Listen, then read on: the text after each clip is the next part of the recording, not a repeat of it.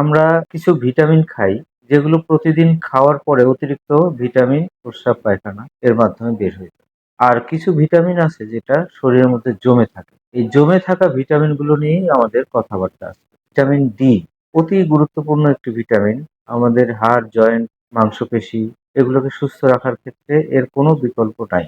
এটাই যদি অতিরিক্ত হয়, টক্সিসিটি ডেভেলপ করে, সেক্ষেত্রে আমরা কি করতে পারি?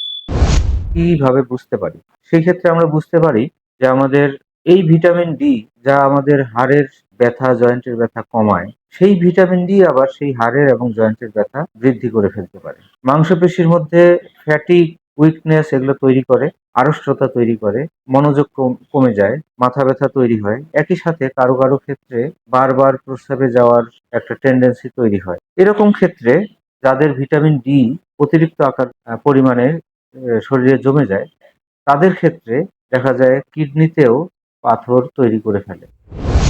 অতএব আমরা এই ক্ষেত্রে অত্যন্ত সাবধান থাকব যাতে ভিটামিন ডি বেশি মাত্রায় আমরা গ্রহণ না করে থাকি।